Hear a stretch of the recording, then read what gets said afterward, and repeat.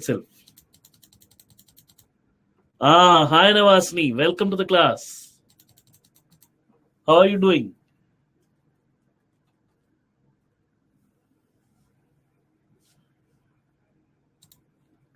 Hi Ryan, welcome. Looks like this is your first class with Merit Nation. Is it so, Ryan? Or am I meeting you for the first time? Nope. Okay, so he's coming after a long time or a long gap.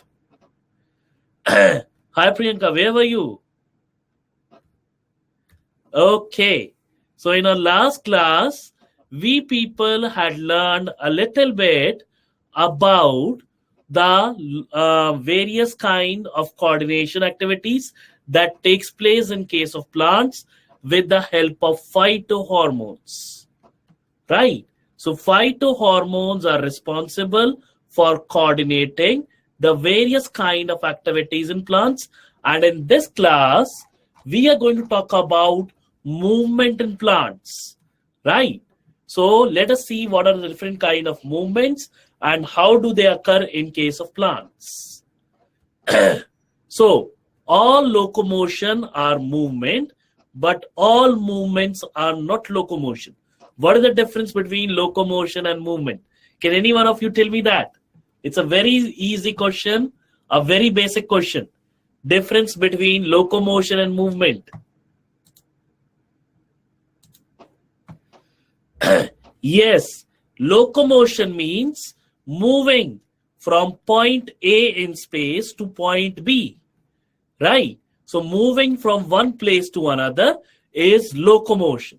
Whereas what am I doing right now? I'm just moving my lips, my tongue, but am I going from place A to place B? Obviously no. So therefore it is without any locomotion.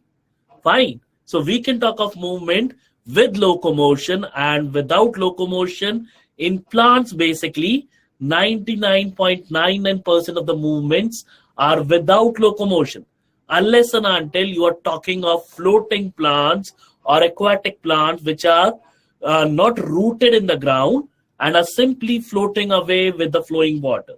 Fine. Or unless and until you are talking of seeds of plants which are transported from one place through water or through air. Fine. So we are not talking of locomotion in plants. We are majorly talking of movements in plants. Okay. Now let us see what are the various kind of movements in plants. So in response to any stimuli, a plant may respond by a movement, and that movement can be directional or it can be non-directional. So any movement which is directional can be either towards the stimuli or away from the stimuli. Fine. So directional movements are termed as trophic movements. And non-directional movements in response to a stimuli will not be neither towards, neither away. So you cannot say that there is any particular direction to the stimuli. Fine. So non-directional movements are nastic movements. Like the blooming up of a flower. So that is a non-directional movement. Right? A sunlight may come and a flower may bloom in response to that. So the flower is not blooming neither towards the sunlight nor away from the sunlight. It is simply opening up. So that is a non-directional movement or a nastic movement. I hope this much is clear. So tropic movements and nastic movements are absolutely clear. Yes, Christina, very easy concept. Nothing difficult in this class. All easy stuff. Okay, so tropism in plants. So basically, if there is a stimuli, your plant may move towards the stimuli. So then I will say it is positive tropism, right? And if it is moving away from the stimuli, then it is negative tropism. Very simple. So movements of plants in response to external stimulus is known as tropic movement. Based on the direction of the movement of plant, tropism can be of two following types: positive tropism or negative tropism. So let us see some examples of tropic movements of plants based on the kind of stimuli. So we can talk of geotropic movements. That means tropic movements in response to gravity. We can talk of hydrotropic movements. Yes, tropic movements in response to water. We can talk of chemotropic movement, tropic movements in response to chemicals. We can talk of phototropic movements, tropic movements in response to your light. Right. So we can talk of various kind of tropic movements. So we have talked of geotropic, hydrotropic, chemotropic, phototropic. Well, Tehsil, that's all right. There is another kind of tropic movement. We'll see to it later on. So basically, let us talk of phototropic movement. We all know that the stem of the plant always bends towards the direction in which the light is coming. Right? Yes, we can talk of thigmotropic also. Okay. Yes. So let us add that here. So we can talk of thigmotropic movements in response to touch. Okay. So if the light is falling straight above over my plant, the auxins are released from the meristematic cells and they are distributed equally throughout. Fine. So the plant tip will grow straight without any bending. And if the light is coming from this side, well, Smriti, welcome to the class. I'm pretty good. That's all right. So we are talking of movements of plant today, tropic movements as well as nastic movements. Okay. So if the light is coming from this direction, the auxins are not released in this half. The auxins are released in the other half, and the other half of the plant will grow more. So the cells will multiply there more, and this unequal growth of the plant will cause the bending of the shoot towards the light. Fine. Under its own gravity, the shoot will bend towards the light, and this is how, yes, example as in case of money plants as well as other plants. So this is how your shoot will show positive phototropism. Why positive? Because it is growing towards the light. Fine. So it refers to the growth or movement of an organism in response to the light. It is mostly observed in plants, but it can also occur in some other organism. Phototropism in plants is controlled by distribution of auxins, as we have seen it. Fine. So the shoot of the plant shows, shoot of the plant will show positive phototropism,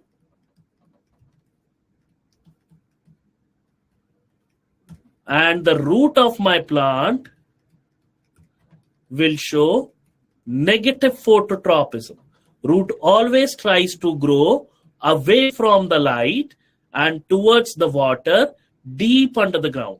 Fine. So the roots generally show negative phototropism.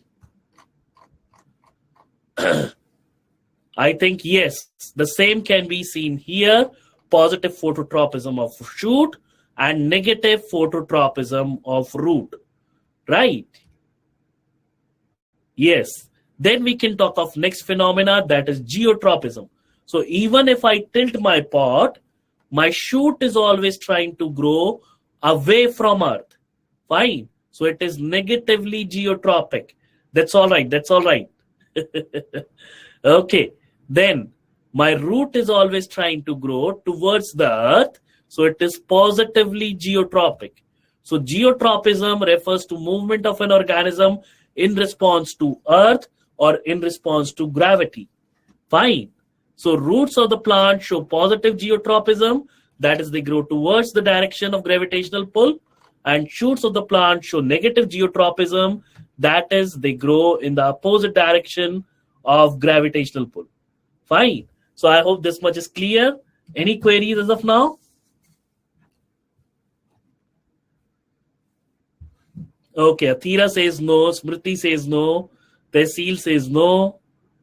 Okay, all clear. That's wonderful. Okay.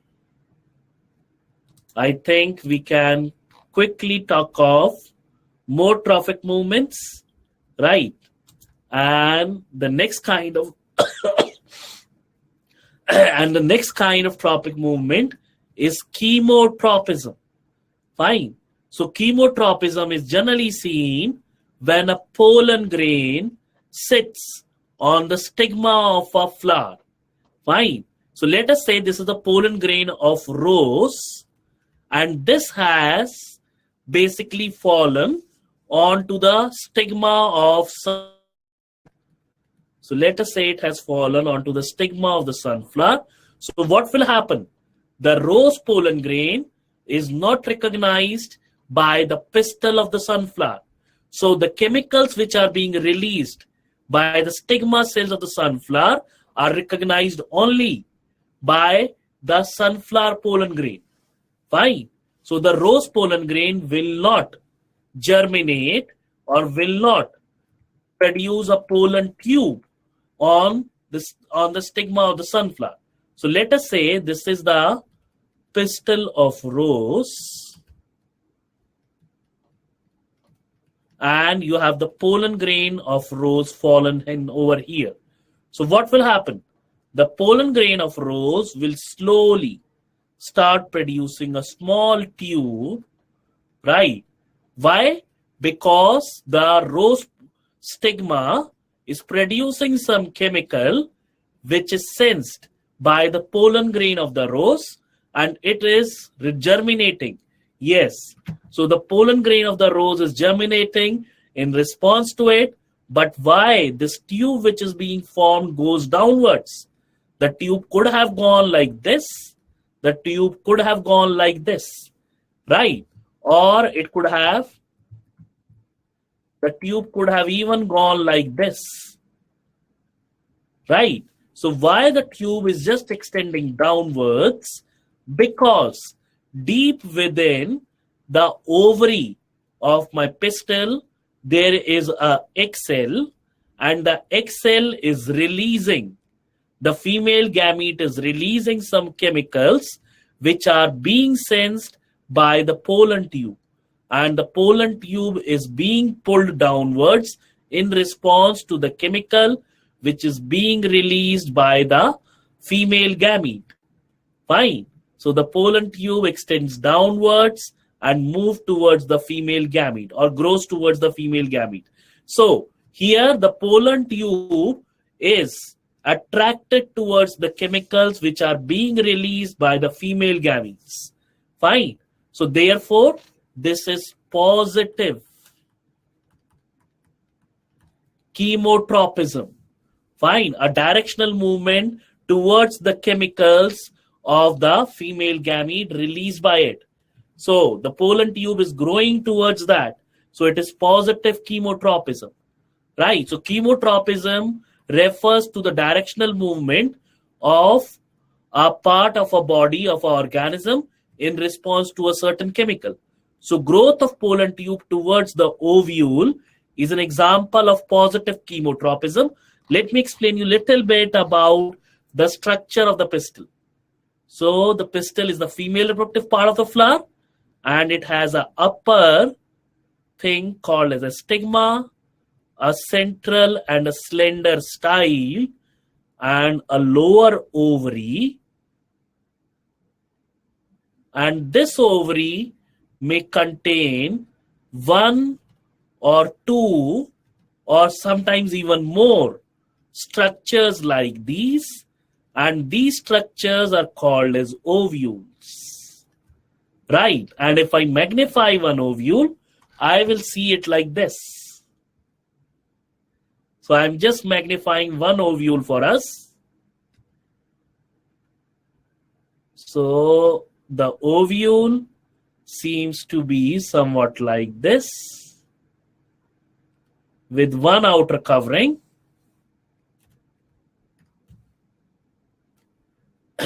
one inner covering,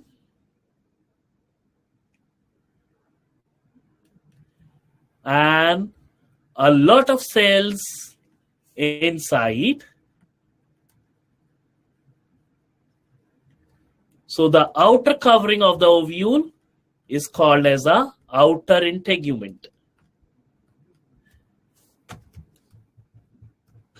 Just a moment.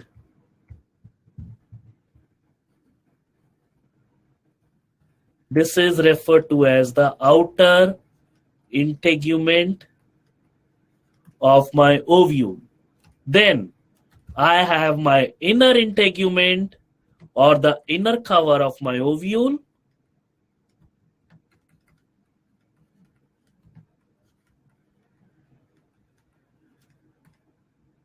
And there is an area where there is no cover. And the area without any covering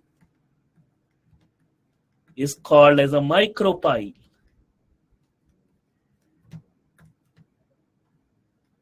Right? And these cells which are there inside and which are basically present inside the ovule are called the nucleus cells. And one of the nucleus cells will form a structure like this. So, and this structure, which I have drawn with a light blue color, is called as an embryo sac. And this embryo sac actually contains 3 cells here. And these 3 cells, which are away from the micropyle, are called as antipodals. So these 3 cells are given a name of antipodals. So we have 3 antipodal cells, and in the center you will have 2 nuclei in one big cell, and these 2 nuclei together are termed as polar nuclei. And the cell that contains it is called as a central cell. And below it, you have 2 cells here. And these 2 cells are called as synergids.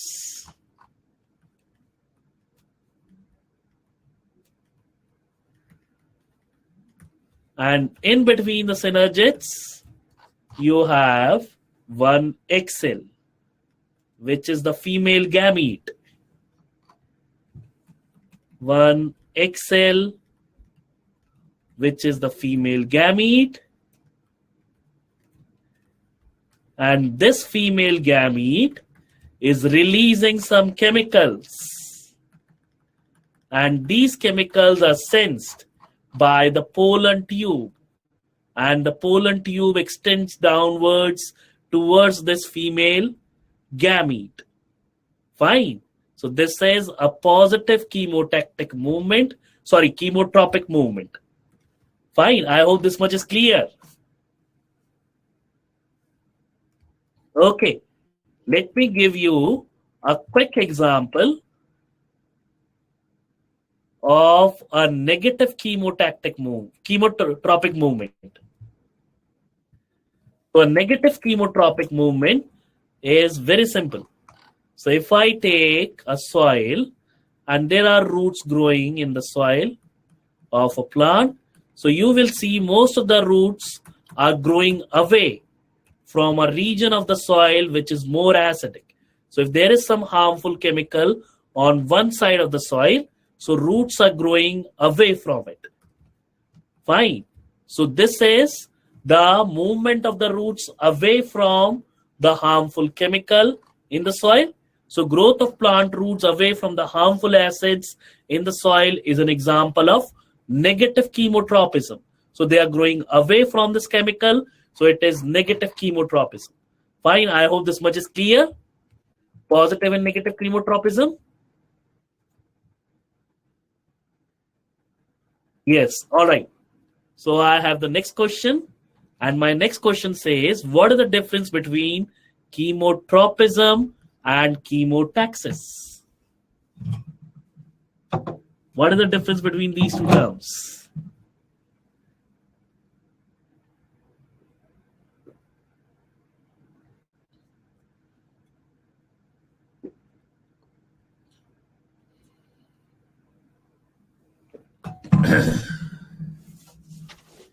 They are not opposite. Well, in chemotropism, it is the growth towards the chemical or away from the chemical, right? It can be positive chemotropism or negative chemotropism. And in chemotaxis, it is not the growth. The whole organism moves either towards the chemical or away from the chemical. So let me give you an example of chemotaxis. Okay, I'm just explaining it, Athira. Just hold on. So let us say I have a food particle in water here. Fine. And I have an amoeba. So the amoeba senses the food particle and it is drawn towards it as a whole.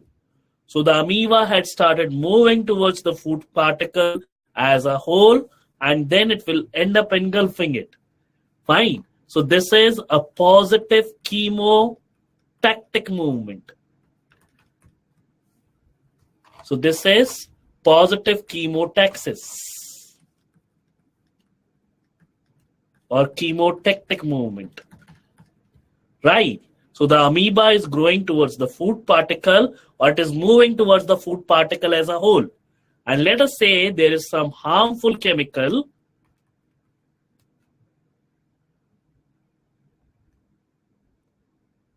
My God. So in that case, are you drawn towards the chemical of the food? No. Fine. Okay, the smell, maybe, you can say that. Okay, so if there is some harmful chemical in the water, so the amoeba will move away from it. So I will say it is negative chemotaxis.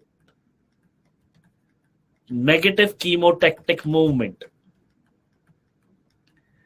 So when the whole organism moves towards or away from the stimulus, it is tactic movement. And when only a part of the organism grows towards or away from the stimulus, it is tropic movement. Fine. So tropic movement means the growth is there of a part of an animal body. Fine, either towards the stimulus or away from the stimulus. And tactic movement means the whole animal goes towards the stimulus or away from the stimulus. Fine. So that's the difference. I hope it is clear. Chemotactic and chemotropic. Okay, Athira says clear. Okay, I got you. What about others? Athira has written a big clear. What about others? Yes, okay. Okay, thanks a lot. Okay, so let's move forward and let us talk of hydrotropism. So again, now the growth movement of organism either towards the water or away from water is hydrotropism. Fine. So it refers to the growth or movement of an organism in response to water. Roots of a plant show positive hydrotropism. So in soil, if there is one part which does not contain water and the other part which contains more water, the roots will try to grow towards that portion. Fine. So the roots of a plant show positive hydrotropism. Hydrotropism in plants is under the control of auxins again. Fine. Guys, are you all there? Okay. So hydrotropism, I guess, is easy. It's clear. Yes, very simple stuff. Right. Okay. So what is the importance of hydrotropism in plants? Can any one of you answer it? It is a very easy question.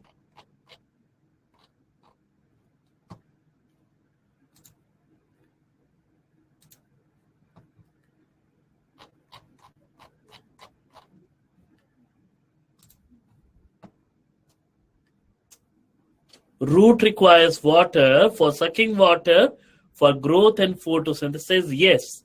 So basically, positive hydrotropism of roots is very much important to take up maximum water from the soil and thus help plants survive as well as synthesize its foods using the process of photosynthesis. Right. Yes. Yes. Absolutely correct. So that is the answer to this question. Now let us talk of thigmotropism. So thigmo means touch, right?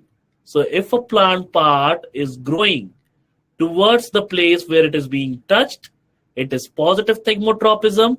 And if it is growing away from a place where it is being touched, it is negative thigmotropism. Fine. Now, example of positive thigmotropism. Let us say I have, yes, not creepers, it is climbers. Let us say I have a solid support, right? And I have a climber which is growing around it. So wherever the climber touches the solid support, there are so-called tendrils. And these tendrils tend to grow towards the solid support and wound around it. Fine. So this is the example of positive thigmotropism. So the tendril is trying to grow towards the support more and more. Fine. And how it grows towards the support, let us see. So let us say this is my tendril. So the tip of the tendril will release more auxins towards the side which is not touching the support. So let us say this side is touching the support. Fine. So this side is touching the support. So my tendril will release more auxins from the side where the support is not touching it, and the tendril will grow more in this direction and it will move inwards towards the support. Fine. And it will wound around the support, leading to helping the plant or the climber climb up. Fine. So this is an example of positive thigmotropism. So it refers to the growth or movement of an organism in response to touch or contact. It is observed in tendrils and twiners. Tendrils show positive thigmotropism, while roots, if you touch them, right, or if they touch anything, they will try to grow away from that thing. So the roots of a plant generally show negative thigmotropism. So what is the importance of tropism in plants? Very simple question.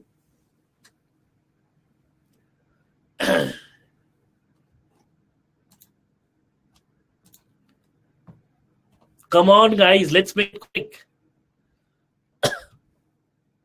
Yes, it is a very essential kind of movement in plants to exploit the most of the beneficial stimulus that it receives and to avoid most of the non-beneficial or harmful stimulus that it receives. Fine. So tropic movements help the plant to exploit the positive stimulus and avoid the negative stimulus. Yes. Yes. Okay. So let's move forward and let us talk of nastic movements or non-directional movements in case of plants. So these are non-directional movements of plants, but in response to environmental stimulus like temperature, humidity, light, etc. So examples, the folding up and drooping of leaves. So sometimes the leaves may close down or they may droop down, right, of sensitive plants like touch me not on touching. Yes, even to light, right, Athira? We will discuss the nastic movements of plants in response to light. Don't worry, just hold on. We'll discuss it. Okay, so if you have ever touch me not plant, well, I know of touch me not. I don't know of forget me not.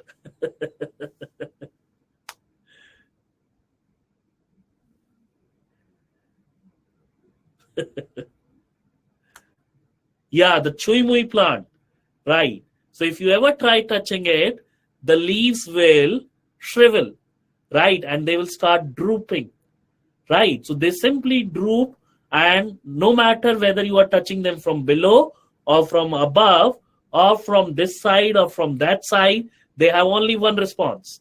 The leaves will droop. Fine. Yes. So that is a nastic response of a plant in response to touch, right? Similarly, the dandelion flower petals are blooming in the morning, right? And they close when the light is low during the evening times. So the flower will bloom in the morning and it will close up or it will shrivel during the evening time when the light fades off. Fine. So these are some of the nastic movements in plants in response to touch and in response to light. Right. The chui mui. The chui mui will show the nastic movement in response to touch. Smriddhi. Chui mui is also called as touch me plant, touch me not plant, or mimosa pudica.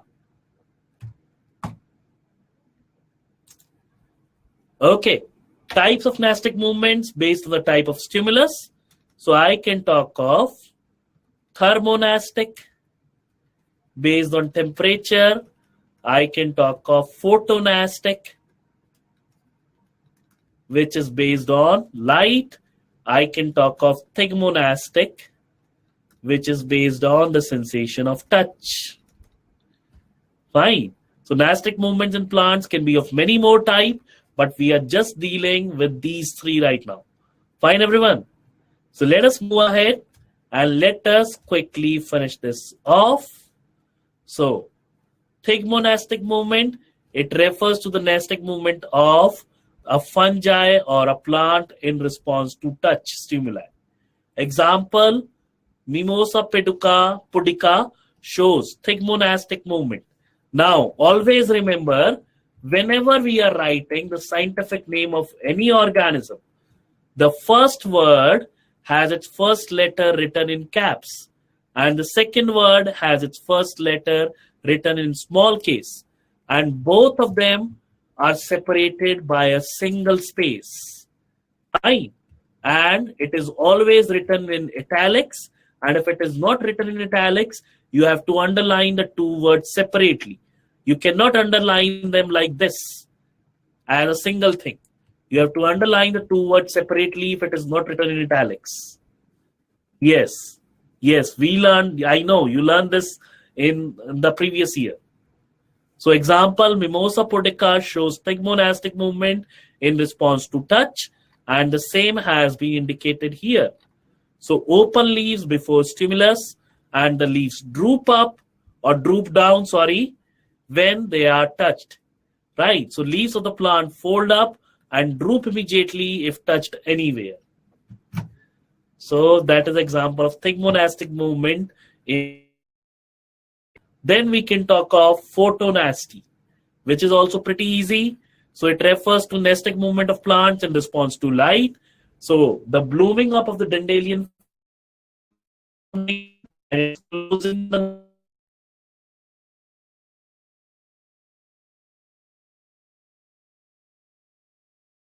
night. So there are certain plants which the flowers will bloom up at night and close down in the morning. Some flowers are there where the flowers will bloom up in the morning and they will shrivel back in the night. Fine. So different kind of plants have different kind of flowers and different kinds of nature. So this is the photonastic movement of your plant, right?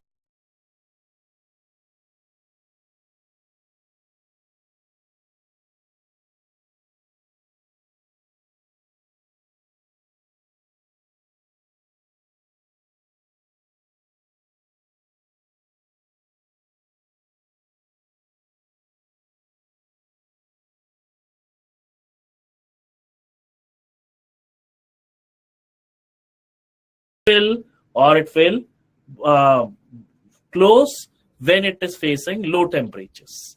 Fine. So this is the example and it has been shown here. Crocus flower is blooming when it is facing a high temperature of 25 to 27 degrees Celsius and around a temperature of 15 to 17 degrees Celsius, the flower closes. Fine. So that is an example of thermo. The word thermo refers to temperature. Nasty refers to nastic movement. The word photo refers to light. And nasty refers to nastic movement. The word thigmo refers to touch. Right. So now I think we are through with our all kind of nastic movements. Okay. So I guess that is it. I don't have anything else for today. So after this, all that we have is the doubt session.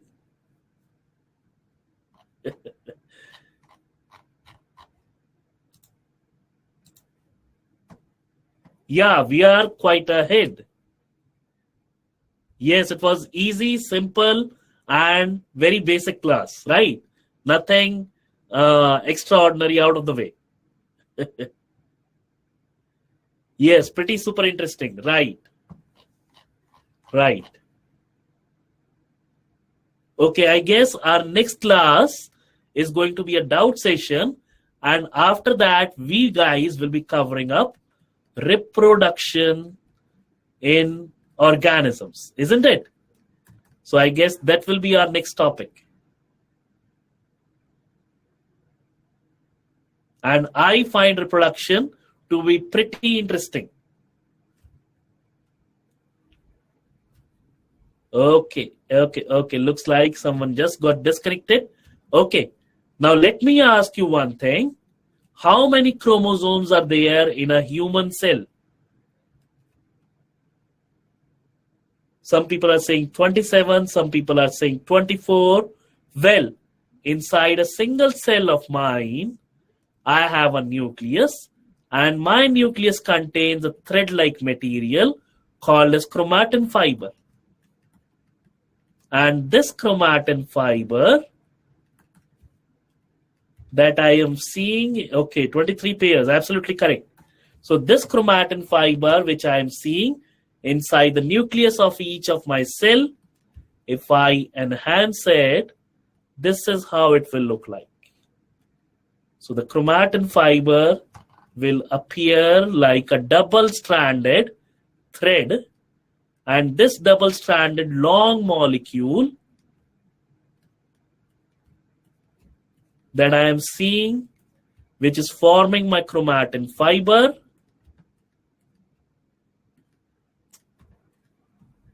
is termed as DNA or deoxyribonucleic acid. So the chromatin fiber is not just the deoxyribonucleic acid, but many protein molecules are there associated with my DNA to form the chromatin fiber. Fine. So there is a lot of DNA inside each of my every cell, and in fact, inside each of my every cell, I have got so much of DNA that if I unravel all the DNA inside my chromatin fiber of a single cell and I measure its length, so its length will be somewhere around 2.7 meters, more than my own length. So that much of DNA is present inside all of the chromatin fiber inside a single cell. Fine. So inside my single cell, that much of DNA is present, and certain parts of the DNA code for a particular characteristic, like my blood group, like my skin tone, like my hair color, like my hair pattern. My hairs are not curly, they are straight. Fine. Like the shape of my nose. So all these characteristics of mine are defined by certain parts of my DNA, which are termed as genes. So there are genes for my height, for my skin color, for the color of the iris of my eye, for my hair color, for the type of nose that I am having, right? For the type of ears that I am having, for everything, there is a gene that is there. Fine. So that much we know. So basically, all of this DNA and its associated proteins in the chromatin fiber, before a cell divides, before any of my body cell divides, it will replicate all of this DNA into 2 copies. So that each of my body cells, new cells, will receive equal amount of DNA and all the genes. Fine. So during the process of replication of the DNA, right, the DNA forms the structures called as chromosomes. So all the DNA inside, just a moment.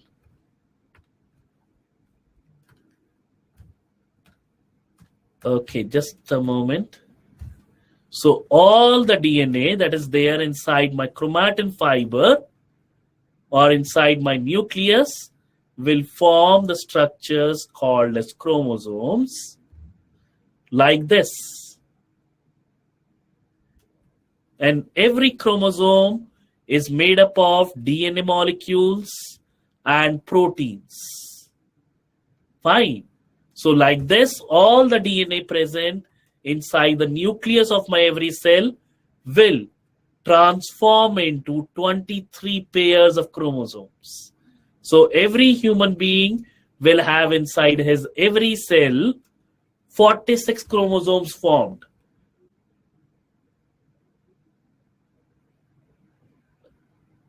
Okay, that's all right. So we will have 46 chromosomes formed inside our every cell before the cell divides. Fine. And out of this 46 chromosomes, I have the first pair of chromosome, the second pair, the third pair, the fourth pair, the fifth pair, and every chromosome of every pair looks similar to each other. So both the chromosomes of first pair will look identical to each other. And here, one of the pair belongs to your father. So you have basically gained one pair out of the 2 from your father.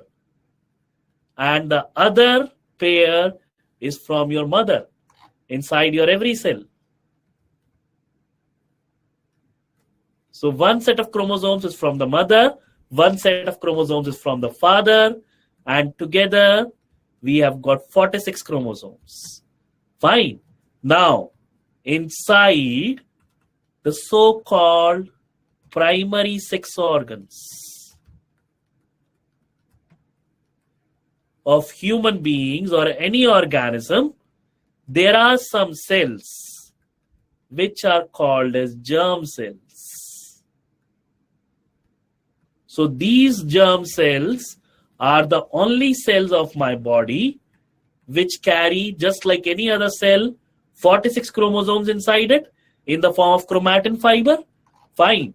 But these germ cells will divide by a process called as meiosis. So these are the only cells of my body which will divide by a process called as meiosis. And as a result of meiosis, one germ cell will form 2 cells having 23 chromosomes. And then these 2 cells will again divide to form 2 more cells having 23 chromosomes each. Right? So this whole process of cell division of the germ cell is called as meiosis. So this is called as meiosis. So a germ cell will undergo meiosis to form 4 daughter cells having half the number of chromosomes as my other body cells. And these daughter cells which are produced are called as gametes. These are the gametes. And in case of human beings like me, they are called as sperms. And in case of females, these gametes are called as egg cells. Fine. So now what happens? when the sperm of a father fuses with the egg of a mother, the 23 and 23 chromosomes come together. And ultimately, we have the normal number of a human being having a cell with 46 chromosomes again. Fine. So that's why I cannot pick a cell of my skin and fuse it with a cell of some female skin cell and get a new baby. Fine. Because my skin cell contains 46 chromosomes, not 23. So only the gamete cells which are formed from the germ cells, and germ cells are present only in the primary sex organs. Right? So inside them, the germ cells will undergo meiosis to form gametes, and the male gamete and the female gamete will fuse together, and then only you will have the normal chromosome number restored inside a single cell, and this cell is called as zygote.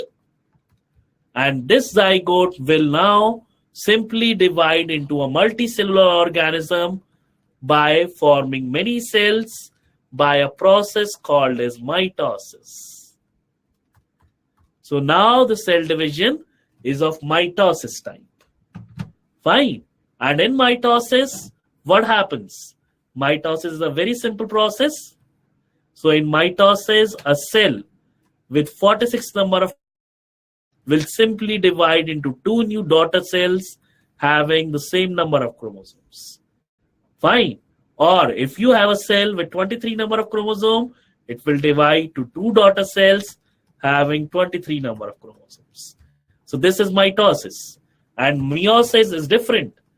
In meiosis, a single cell with 46 number of chromosomes will end up having 4 cells having 23 number of chromosomes. Right? And how does this happen? I think we have seen it. First, the 46 number chromosome containing cell will divide into 2 cells containing 23 chromosomes each. Then these 2 cells will divide again containing 2 cells having 23 chromosomes each. Fine. So my gametes are having half the number of chromosomes compared to the rest of my body cells. My rest of the body cells contain so much of DNA that it will form 46 chromosomes during cell division. And my gamete cells contain DNA or half the amount of DNA as my normal body cells, and they will lead to the formation of 23 chromosomes.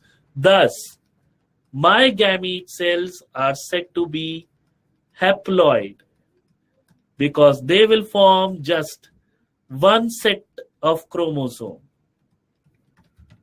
Right? That is 23. The other 23 is missing.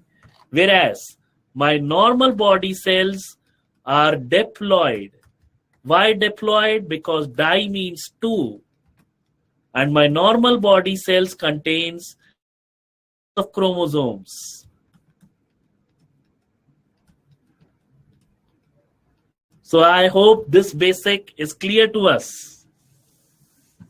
And this is going to help us a lot during the chapter on reproduction. Fine. So I guess we can close down for the day. Okay, bye-bye, Atira. See you in the next class. Bye, everyone. Okay, Smriti.